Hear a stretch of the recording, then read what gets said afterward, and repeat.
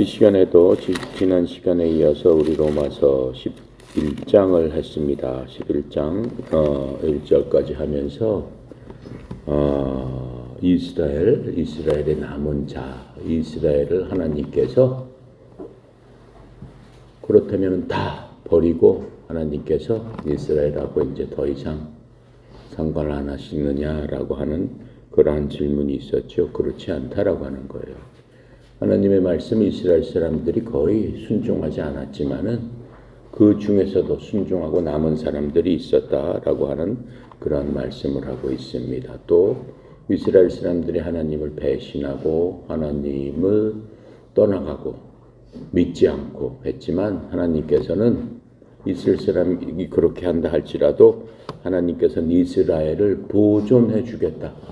언제까지? 영원히 이 땅에서 보존해 주겠다라고 말씀하고 계세요. 지금 이스라엘하고 어마어마한 전쟁을 하고 있죠. 팔레스타인들하고 어마어마한 전쟁을 하고 있어요. 이스라엘은 결코 망하지 않습니다. 왜요? 성경에서 이스라엘 결코 망하지 않는다고 그랬잖아요. 전쟁에서 이스라엘은 지지 않습니다.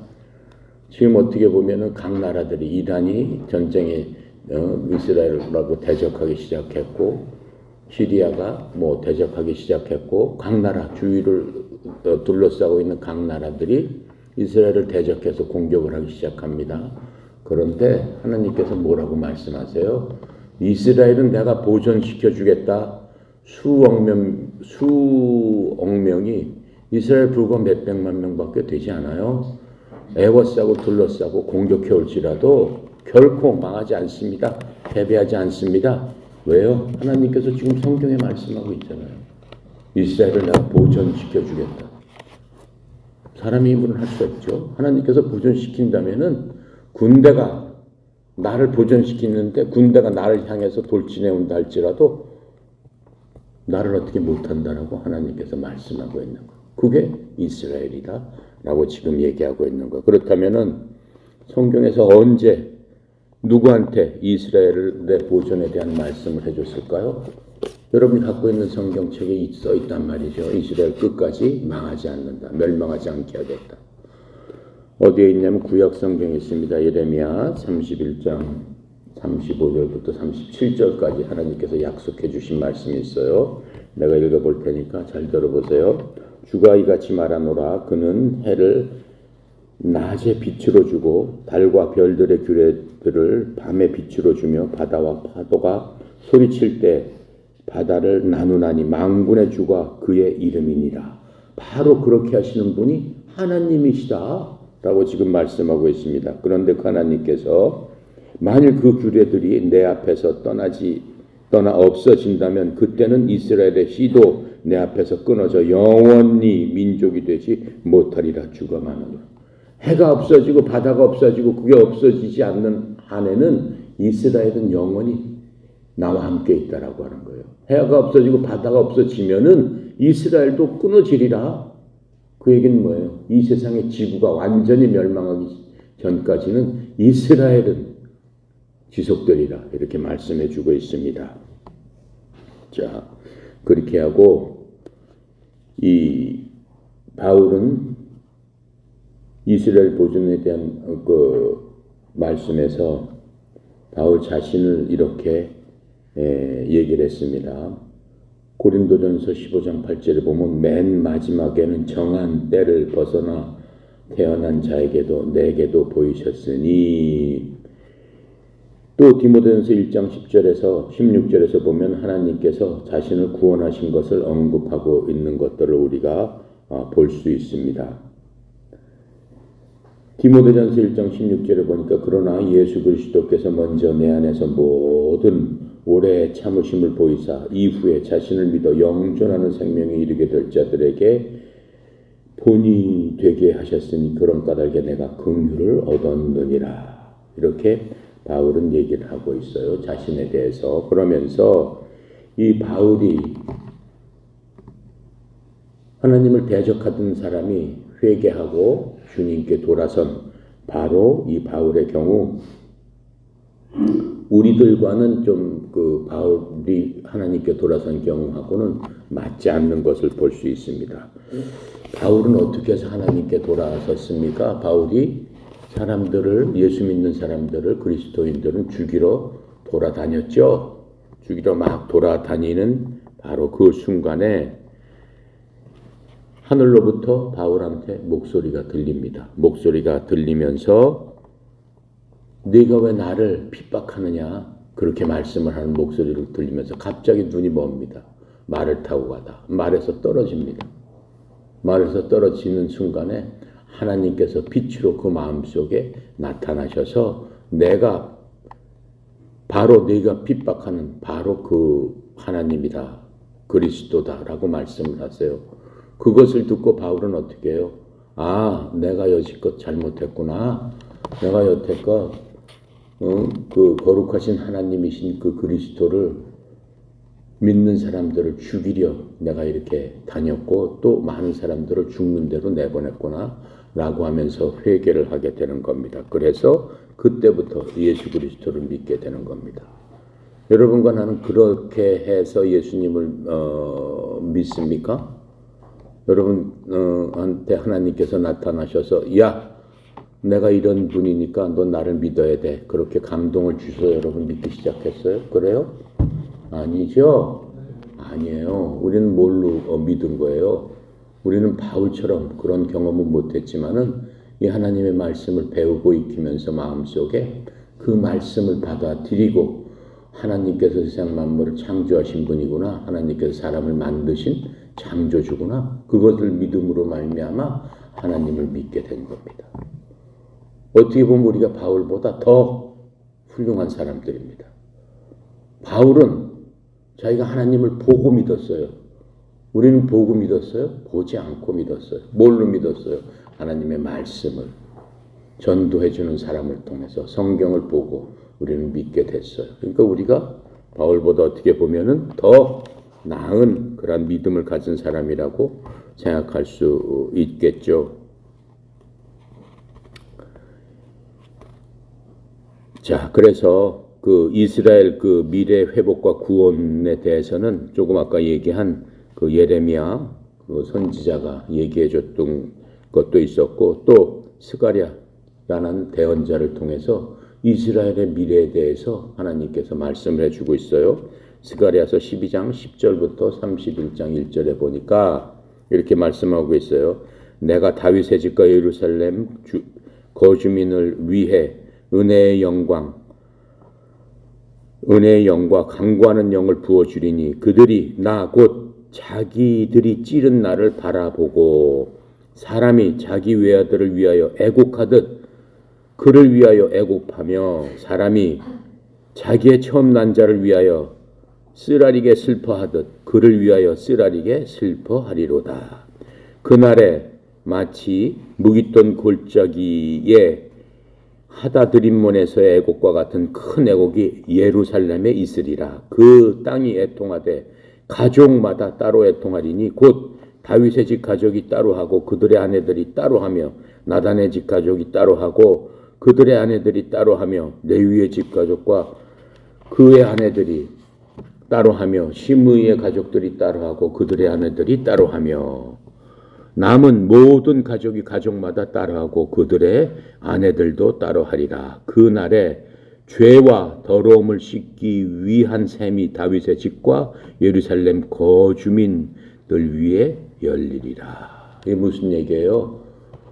이제 이스라엘이 이렇게 애통하고 모든 국민들이 회개할 날이 곧 온다라고 얘기를 하고 있는 겁니다. 그때 하나님께서 그 이스라엘 사람들이 하나님께 대해서 잘못했던 모든 것들, 모든 죄를 씻어주기 위한 그러한 은혜를 베푸시겠다라고 말씀하고 계시는 겁니다. 그래서 이 이스라엘 온 민족이 예수님의 재림을 볼 것이다라고 했어요.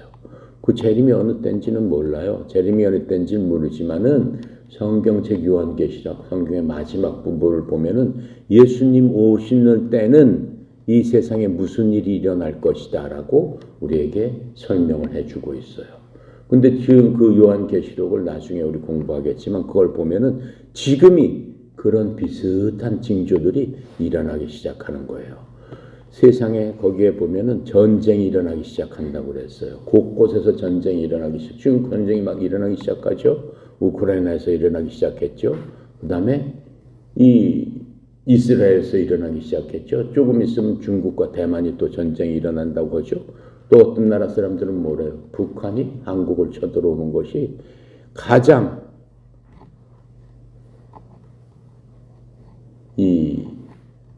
맞는 그러한 때다라고 지금 많은 그 외국 사람들이 우려를 하고 있어요.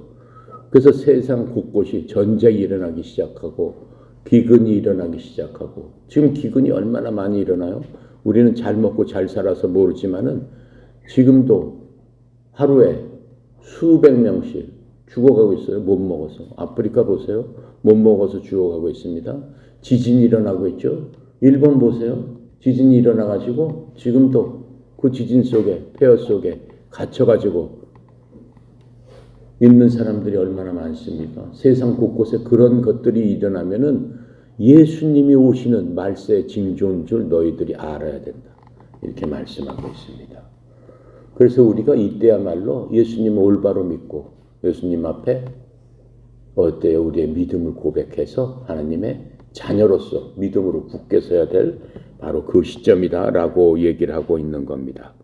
그래서 이 모든 민족이 예수님을 보게 되는 겁니다. 예수님께서 재림하실 적에는 이제는 꿈속에서 나타나는 게 아니라 현실로 모든 민족들이 볼 수 있게 나타나신다라고 했습니다. 그때 그 모든 사람들은 예수님이 바로 우리의 구원자구나. 성경에서 말씀하시는 그분이구나 라고 하는 것을 알게 되고 회개하게 되고 영접하게 된다라고 그랬어요. 이스라엘 사람뿐만 아니라 그런 것들이 나타나기 시작하면 온 세상 사람들에게도 마찬가지 일들이 나타나게 되는 거죠. 자, 그래서 이러한 모습은 어떠한 모습과 비슷해요? 이 바울이 그리스도인들을 잡아가기 위해서 다마스커스로 갔어요. 다마스커스로 가는 길에 겪은 그 바울의 경험과 비슷한 겁니다.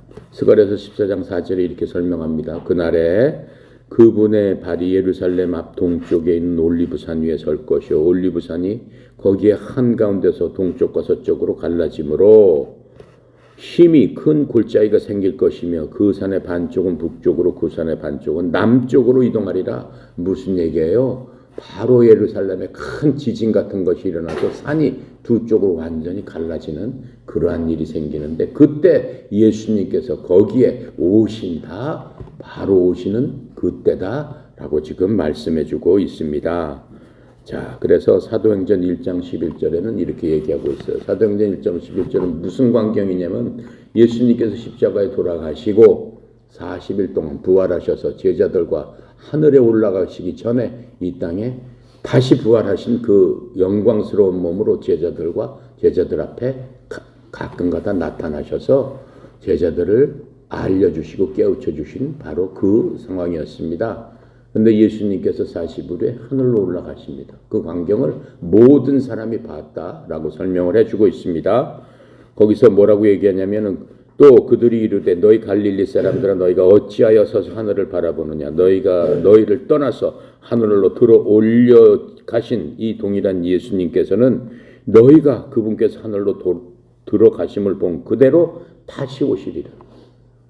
그게 멀지 않았다라고 지금 말씀하고 있는 겁니다. 요한계시록 1장 7절에 보니까 또 이렇게 설명해 주고 계세요. 보라, 예수님께서 구름들과 함께 오시려니 모든 눈이 그분을 보겠고 그분을 찌른 자들로 볼 것이요 땅의 모든 족속들이 그분으로 인하여 통곡하리. 참으로 그리하리라. 여러분과 나는 어떻게 되겠습니까? 예수님께서 하늘로 오시는데 모든 백성들이 다 본다고 했어요. 전 세계 사람들이 다 볼 수 있게끔 오신다고 그랬어요. 그러면서 모든 사람들이 통곡하며 애곡한다고 그랬어요. 왜요? 무서워서 떨려서 겁이 나서 이제 죽었구나. 이제 세상의 끝이구나. 그리스도인들이 얘기했던 그 종말이 왔구나. 심판의 날이 왔구나. 무섭고 떨리는 그 마음으로 주체할 수 없어서 통곡할 수밖에 없다라고 하는 겁니다. 여러분과 나는 어떻게 되겠습니까? 예수님께서 그렇게 하늘로 오셨습니다. 하늘에 오셨습니다. 우리는 어떻게 되겠습니까? 어떻게 되겠어요? 우리는 어떤 사람이다? 하나님의 아들과 딸이다. 아들과 딸인데 예수님께서 그렇게 오실 적에 여러분과 내 속에는 예수님을 믿음으로 말미암아 하나님의 영인, 예수님의 영인 성령님께서 이 자리에 계신다라고 하는 거예요. 그 성령님께서 내 마음속에 성령님이 계시는 사람은 바로 하나님께서 부르신다라고 했어요. 그러니까 이 땅에서 두렵고 떨림이 없기 전에, 그런 것을 겪기 전에 예수님께서 여러분과 나를 하늘로 불러서 끌어올리신다라고 했어요. 그럼 이 자리에서 끌어올려가는 사람이 있고 끌어올려가지 못하는 사람이 있겠죠. 끌어올려가는 사람은 내 속에 성령님이 계시는 사람. 끌어올려가지 못하는 사람은 내 속에 성령님께서 계시지 않는 사람. 성령님이 계시는 분은 어떤 사람? 믿는 사람. 예수님을 내 구주로 구원자로 믿는 그 사람. 그 사람에게는 믿는 순간에 하나님께서 성령님을 선물로 주셔서 그 선물인 성령님께서 우리를 예수님께로 인도해 주신다라고 약속하신 그 말씀대로 우리는 예수님께로 바로 끌려 올라갑니다. 여러분 진공기 이렇게 하면 먼지 빨아들일 적에 슉 하면 먼지도 슉 빨아 올라가죠? 셈이에요. 예수님께서 우리를 그런 식으로 빨아 올리신다라고 하는 거예요. 이거 순식간에 호련히 우리가 변해서 하늘로 올라가는 것들을 우리가 볼 수 있습니다. 그게 바로 예수 믿는 사람의 특권이고 예수 믿는 사람의 영광이다 라고 말씀하고 있는 겁니다. 그래서 이 바울은 자신이 내가 첫 번째 증인이다 라고 하는 거예요. 이 모든 것들의 첫 번째 증인이 바로 나다. 나는 그 모든 것들을 경험했다 라고 말씀하고 있습니다. 바울은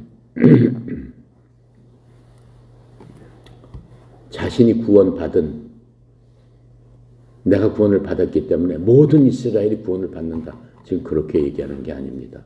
내가 구원받았는데 내가 어떻게 구원을 받았는가 하는 그 방법을 이스라엘 사람들한테 얘기해 주면서 나처럼 여러분들도 구원을 받아서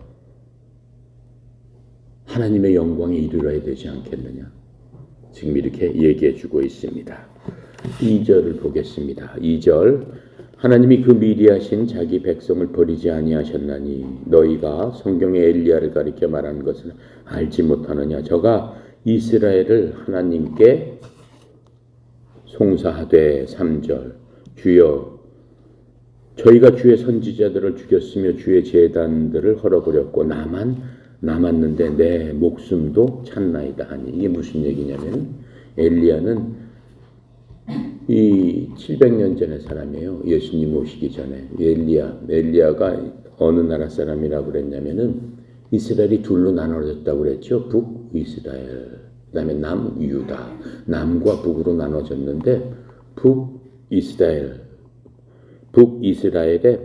북왕국 이스라엘의 대언자로서 하나님께서 세워주신 분이다라고 하는 거예요. 근데 그 당시에 이 북이스라엘은 하나님을 믿는 이스라엘 사람들이 나눠졌지만은 지금의 이북 사람 같아요. 지금 이북 사람 하나님을 믿습니까?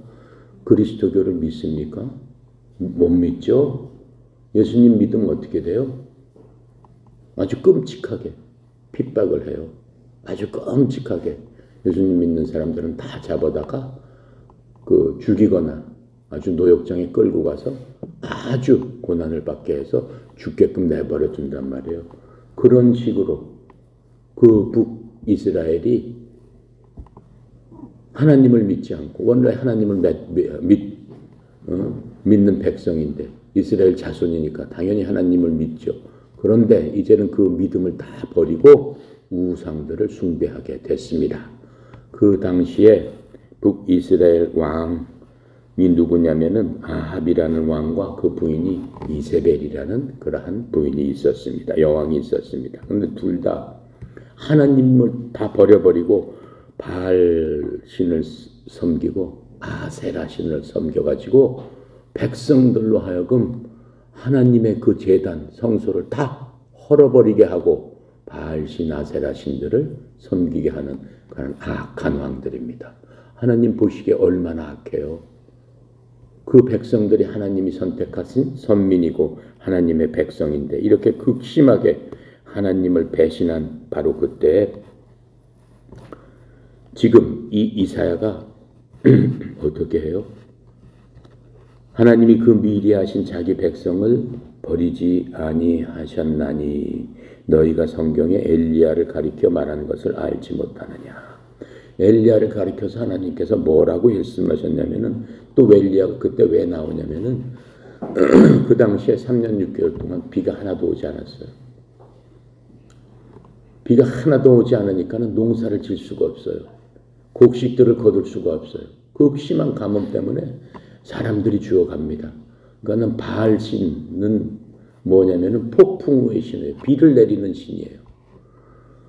그런 신을 자기네들이 섬겼지만 비는 오지 않아요. 아세레 신도 물의 신이에요.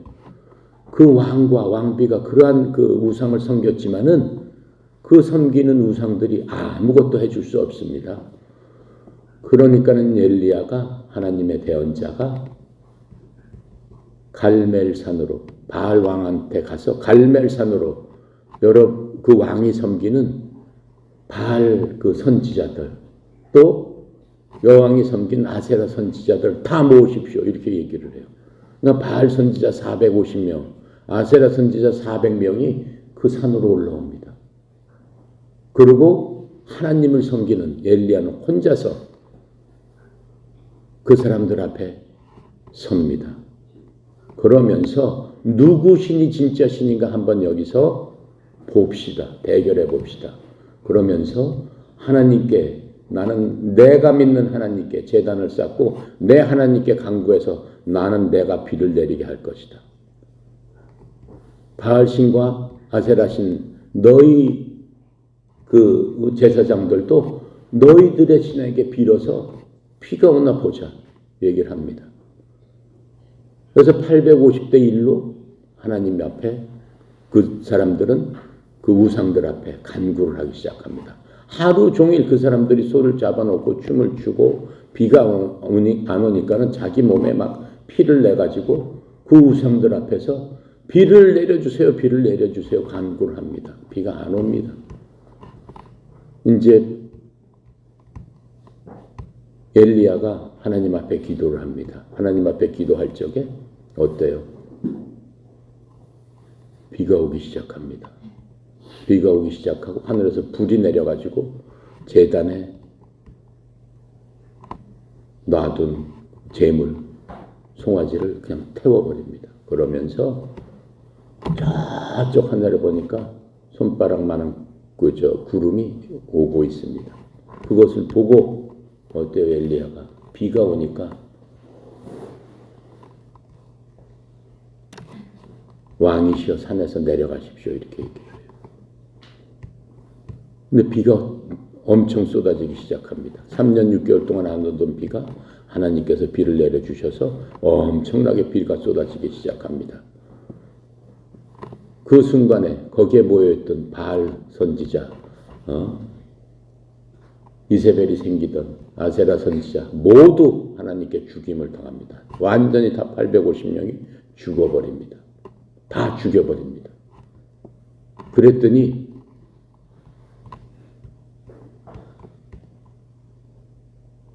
그 여왕 이세벨을 섬기던 400명도 다 죽고 하니까 이세벨이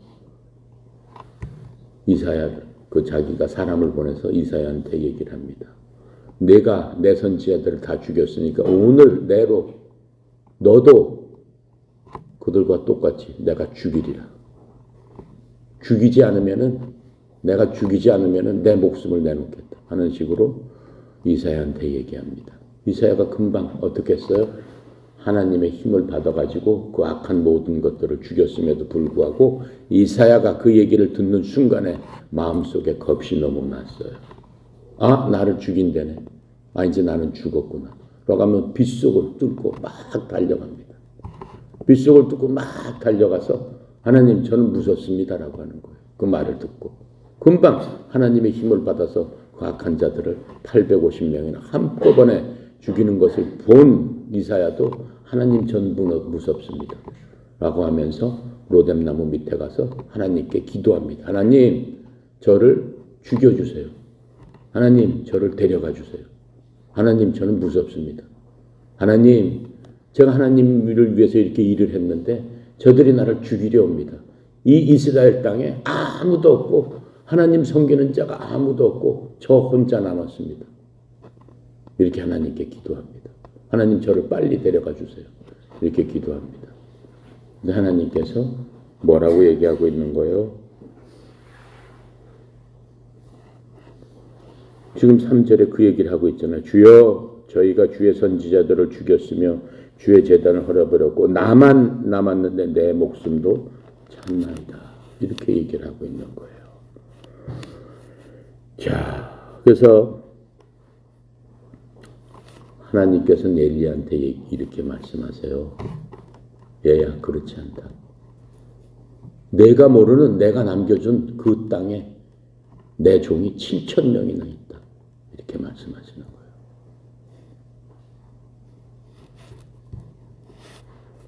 엘리야는 스스로 자신이 유일한 진실한 유대인으로 남아졌다. 하나님을 섬기는 자로 남아졌다고 생각하지만은 그 땅에는 7,000명 이상의 신실한 그런 사람이 있다고 지금 말씀하고 있는 거예요. 4절에 보니까 그에게 저에게 하신 대답이 무엇이뇨? 내가 나를 위하여 바알에게 무릎 꿇지 아니한 사람 7,000을 남겨두었다 하였으니.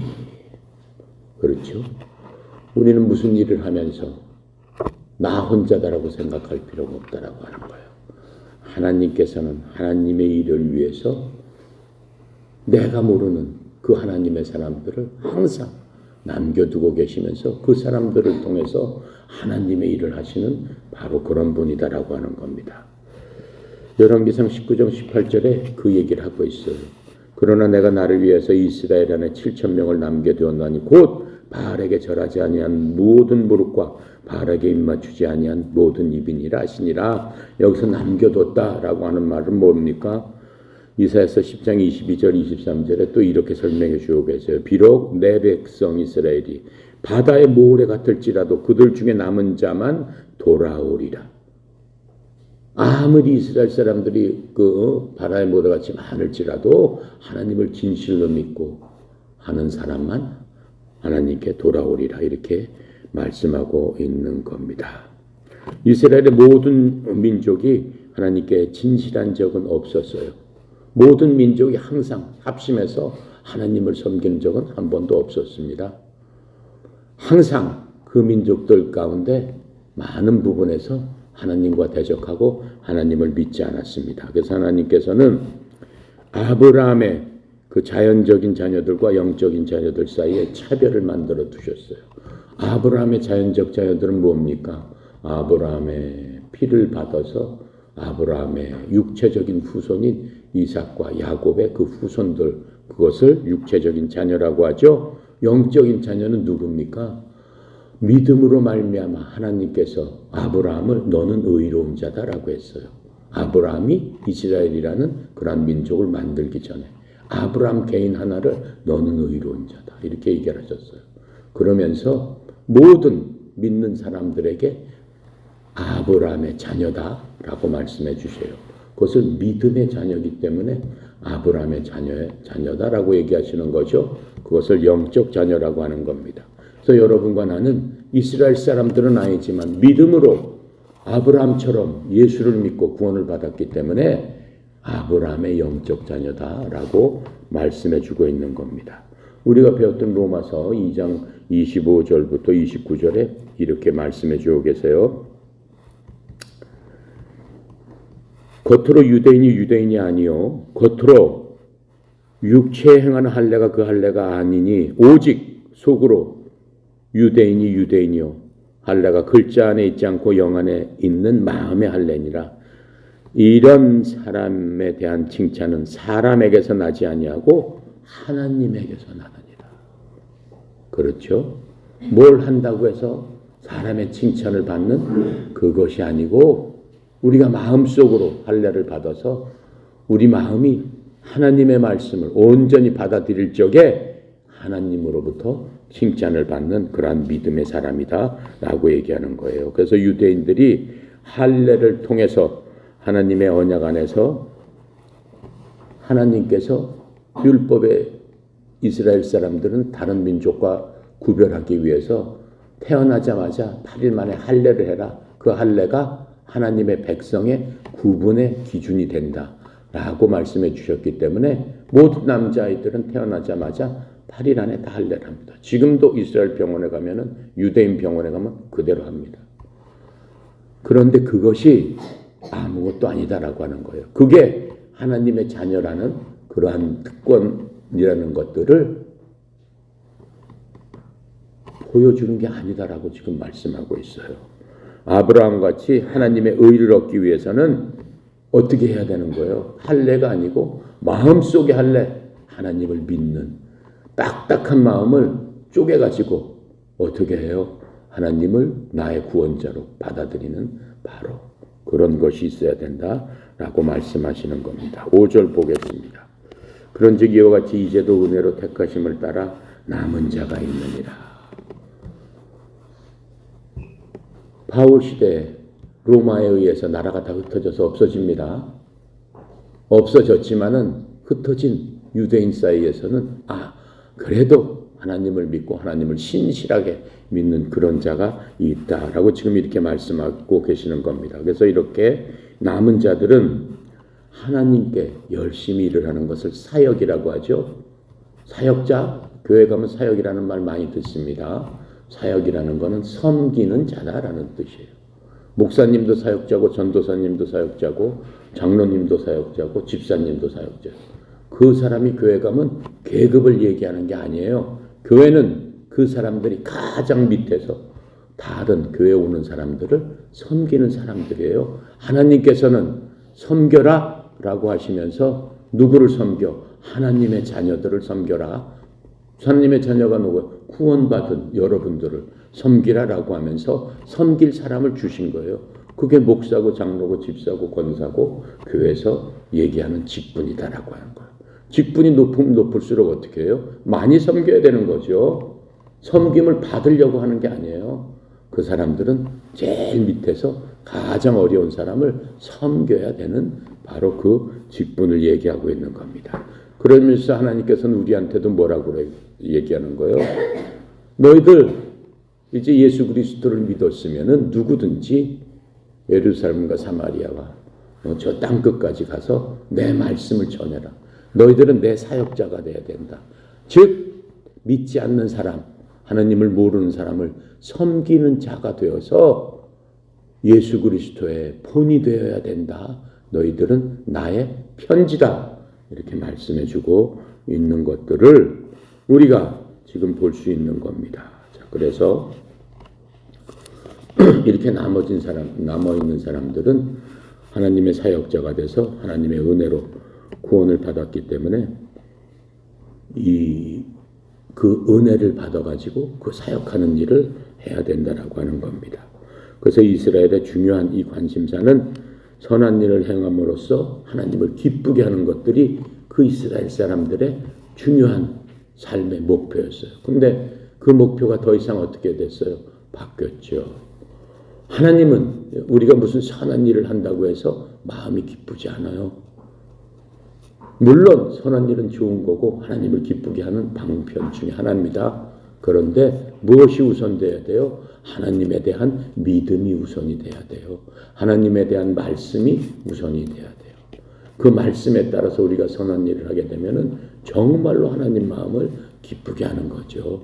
그런데 그 말씀은 제껴놓고 그냥 내 생각에 내 마음에 기쁘니까 내가 이 일을 해야지라고 하는 것은 하나님을 기쁘게 하는 방편은 아니다라고 하는 겁니다. 자, 그래서 이 이스라엘 백성들은 그리스도에 의해 순종하기를 거절했습니다. 예수님께서 이 땅에 오셔가지고 이 땅에 이스라엘에서 돌아다니면서 하나님의 의가 무엇인지 그리스도의 의가 무엇인지 많이 선포를 했죠. 근데 그걸 받아들여요? 받아들이지 않습니다. 오히려 예수님을 잡아 죽이는데 앞장서게 되는 바로 그런 결과가 됐죠. 오늘날에는 뭐예요? 종교적인 자기의 의를 구하는 사람이 하나님의 의를 거부하는 것하고 똑같습니다. 그 당시 이스라엘 사람들의 모습과 똑같다라고 하는 거예요.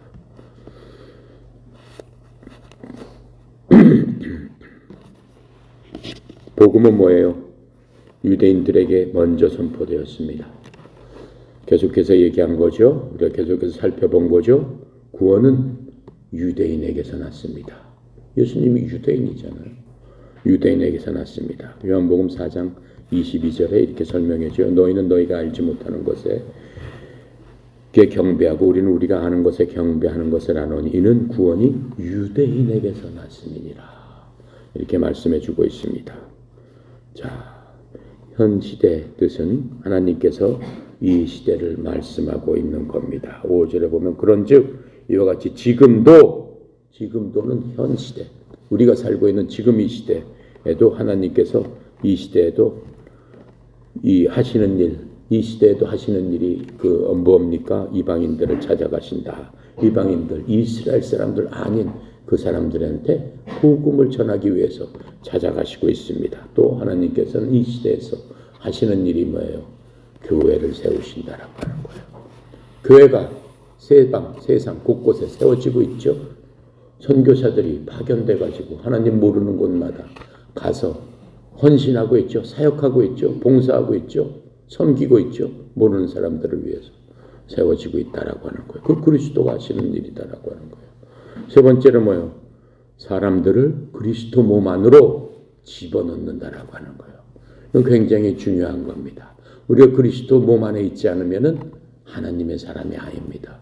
여러분이나 나나 그리스도의 몸 안에 있기 때문에 예수님 재림하실 적에 들림을 받아서 하나님께로 갈 수 있는 거예요. 그리스도의 몸 안에 있지 않는 사람은 이 땅에서 전쟁과 환난과 기근과 고통 가운데서 3분의 2가 죽습니다. 성경은 그렇게 3분의 2가 죽는다고 나왔어요. 전 세계 바다의 모든 배의 3분의 2는 침몰한다라고 했어요. 핵전장이 일어나서 불이 이 나라에서 저 나라로 계속 옮겨다니면서 핵이 터지는 거죠. 미사일이 쏘아지는 불덩어리잖아요. 그래서 어느 지역이든 상관없이 사람들을 무차별로 죽이는 그러한 일이 일어난다는 거예요. 그러니까 수억 명이 죽는다라고 하는 거예요. 지금 인구가 몇이에요? 80억 명을 넘었어요. 80억 명 중에서 60억은 죽는다라고 하는 거예요. 전 인류의 대부분이 죽는다라고 하는 거예요. 그게 말세예요. 얼마나 무섭습니까? 그렇죠? 전쟁이 터진다고 생각해 보세요. 우크라이나, 이스라엘, 남의 일 같죠? 그렇지 않습니다. 어느 한순간에 전쟁이 터지고 사이렌이 울리면은 어떻게 되겠어요? 모든 핸드폰은 꺼집니다. 모든 전파는 작동하지 않습니다. 엄마 아빠 찾을 수 있어요? 못 찾습니다. 어떻게 되는 거예요? 전쟁이 일어나면. 다 어디로 가야 되는 거예요? 지하실로 대피해야죠. 지하실에 먹을 게 있어요? 없습니다. 지하실이 무너지면 어떻게 되는 거예요? 그 안에 갇혀 죽는 거죠. 뭘 어떻게 되는 거예요? 세상은 그렇게 변해가고 있다라고 하는 거예요. 그렇죠? 그러한 세상에 우리가 살고 있다라고 하는 거예요. 그러니까 우리가 항상 두렵고 떨리는 마음을 갖고 하나님을 바라봐라. 말세는 어느 때 올지 모른다라고 얘기했어요. 내일 올지, 오늘 저녁에 올지, 한 달 후에 올지, 1년 후에 올지, 어느 때 올지 모른다라고 했습니다. 자, 그렇게 하고 하나님께서 그렇기 때문에 사람들에게 그리스도의 몸 안으로 들어와라 말씀하고 계세요. 자, 그리스도의 몸 안으로 들어가는 방법이 뭡니까? 구원받은 사람은 이미 그리스도 몸 안에 있는 거예요. 걱정할 필요가 없어요. 전쟁이 나도 걱정할 필요 없어요. 핵폭탄이 터져도 걱정할 필요가 없어요. 모든 것들은 하나님의 손 아래에 있기 때문에, 손 안에 있기 때문에 그래요. 하나님께서 손을 딱 놓으시면 어떻게 된다고 그랬어요? 핵폭탄보다 더 큰 것들이 어떻게 돼요? 이 세상을 뒤집어서 이 세상이 어떻게 된다고 그랬어요? 종이처럼 접혀져 버린다고 그랬어요. 핵폭탄은 아무것도 아니에요. 하늘이 종이처럼 접혀져 버린다라고 했어요. 자, 그렇게 하고 하나님께서 그리스도께서 지금 어떻게 한다? 교회에 사람을 더해 주신다. 구원받은 사람을 하나님께서 지금 쉬고 계신다라고 했어요. 예수님 오는 날은 특별히 무슨 날이 났냐? 하나님의 생각에 우리가 지금 80억 인구인데 내 생각에 예수 믿는 사람이 40억까지만 되면 내가 내려가야 되겠다. 이렇게 생각하고 계신다라고 했어요. 그게 무슨 얘기냐요? 그때까지 하나님께서는 참고 계신다라고 말씀하고 있는 겁니다. 사도행전 2장 24절에 그렇게 설명하고 계세요. 하나님을 찬양하며 온 백성에게 호감을 얻으니 주께서 구원받아야 할 자를 날마다 교회에 더하시니라. 그러면서 로마서 11장 25절 이제 우리가 공부할 건데 뭐라고 써있냐면 형제들아 너희가 스스로 지혜로운 것으로 여기지 않게 하기 위해서 이 신비라고 했어요.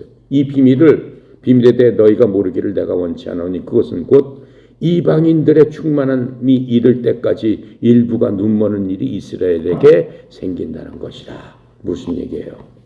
이방인들, 즉 이스라엘 사람 아닌 사람들 중에서 아프리카에서 중국에서 북한에서 어디에서 하나님을 믿는 사람의 수가 생길 때까지 그 수는 하나님이 정하시는 거예요. 100까지면 끝 하면은 100 그때까지 하나님께서 기다리신다는 거예요. 그 이후에는 어떻게 된다는 거예요? 예수님께서 오신다. 이 땅에 오신다. 오셔서 어떻게 하신다? 믿지 않는 자를 심판하신다. 왜? 내가 여태까지 기다려줬는데도 너희들 믿지 않았지 않느냐. 그 날이 온다는 겁니다. 아시겠습니까? 5절까지 하겠습니다. 감사합니다. 감사하셔 볼 것인 하나님, 하나님의 은혜 영광을 찬양합니다. 이 시간도 로마서를 통해서 주님의 말씀 깨달아 알게 하시고 주님께서 우리에게 주신 경각심, 경외하는 그런 마음을 알 수 있도록 주님 도와주셨사오니 우리 마음이 한시라도 주님 떠나가지 않게 하시고 그리스도 안에서 그리스도의 사람으로서 하나님의 아들, 딸로서 구원받은 기쁨으로써 하나님을 바라보고 하나님을 오시기를 고대해서 이방인처럼 하나님 오시는 것이 무서운 일이 아니요 우리에게 우리 믿음에 대해서 상을 주러 오시는 바로 그 예수님이 오시는 날이 우리에게는 잔치집이지만 믿지 않는 자들에게는 고통과 고난과 두려움과 떨림의 그 시간이 될 것입니다. 저희 고개 숙인 한 사람도 그러한 것이 아니고 하나님의 자녀로서 구원받아서 예수님 어서 오십시오. 그곳에 소망을 두는 저희들 다 되도록 우리에게 기쁨과 소망과 온전한 믿음을 허락하여 주시옵소서. 모든 것 주께 의탁드립니다. 감사드리며 우리 주 예수 그리스도 이름으로 기도드렸습니다. 아멘.